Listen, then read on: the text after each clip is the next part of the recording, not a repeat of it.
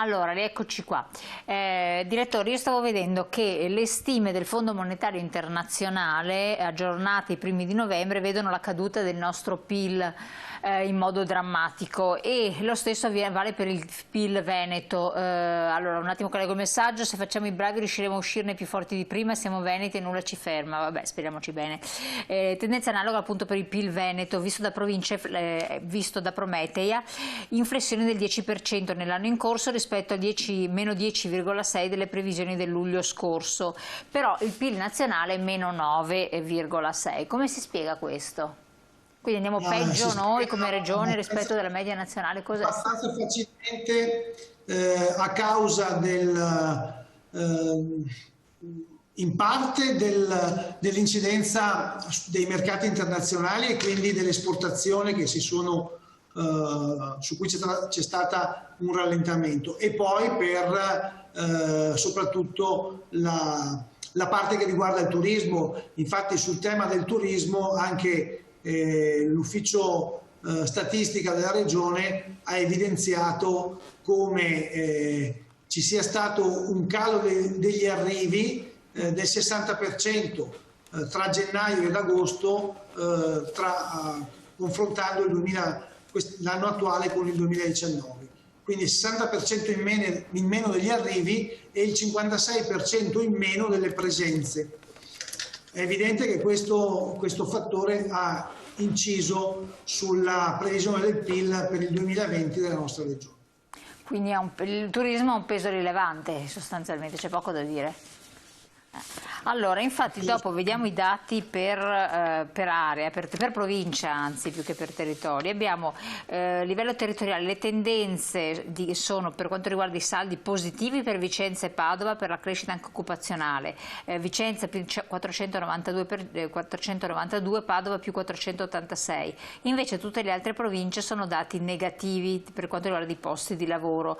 Verona addirittura meno 3.200, no, Venezia meno 3.250, insomma numeri un po' spaventosi. Quindi abbiamo due province che tengono e le altre no. Perché? Perché le altre hanno più una vocazione, non so, tipo Venezia turistica o settore metalmeccanico, che ha avuto un po' una ripercussione.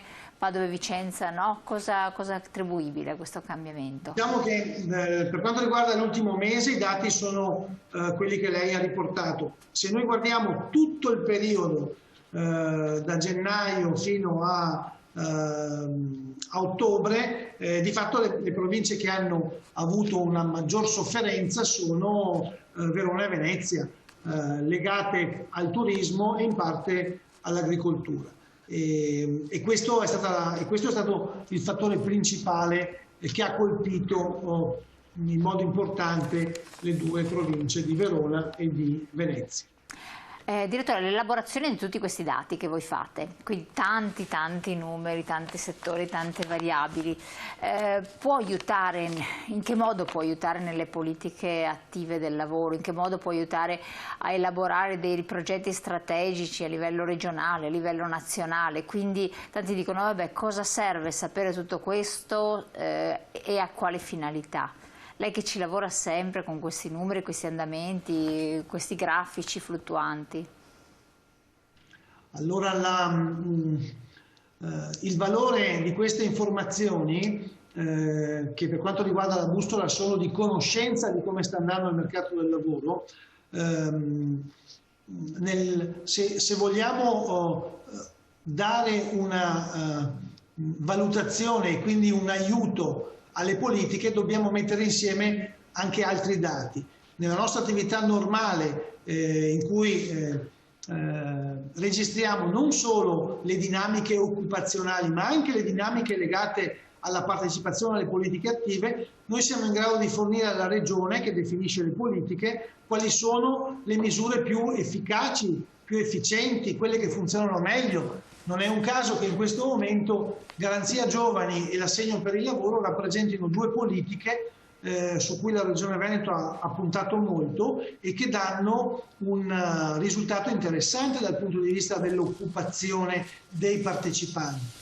Quindi noi, quello che voi non vedete con questo report sono tutto l'incrocio della dinamica occupazionale con la partecipazione alle politiche, su cui noi facciamo degli interventi specifici che servono poi alla Regione per correggere oppure impostare nuove politiche. Assolutamente. Allora io la ringrazio del suo intervento, del suo approfondimento. C'è stata la frase appunto di chiusura dell'assessore, che vediamo qua il messaggio intanto che mi si mettono in onda, così: se continua questa pandemia ci converrà convertirci ai supermercati, tra i pochi a non chiudere, anzi per assurdo con i ristoranti chiusi dovrebbero andare meglio, considerazione triste, lo so. Vuole commentare la considerazione, direttore? Io credo che sta cambiando il mondo e di conseguenza è fondamentale aver presente quali sono le tendenze, dove stiamo andando. È chiaro che bisogna distinguere ciò che è un cambiamento temporaneo, certo, a ciò che è invece un cambiamento tendenziale, non dico definitivo, ma di tendenza. E questo credo sia nelle corde di tutti gli imprenditori che fanno gli imprenditori. Assolutamente. C'era la frase conclusiva, il vostro report da parte dell'assessore Donazzano, assessore al lavoro della Regione del Veneto: un nuovo lockdown sarebbe insopportabile. Dati alla mano, concorda? L'esperienza che noi abbiamo vissuto tra il 23 di febbraio e il 5 di maggio è stata comunque un'esperienza drammatica. E che noi auspichiamo non si verifichi più. Della ripartenza, perché bloccare tutto e rimettere in moto è stato un sacrificio. Assolutamente.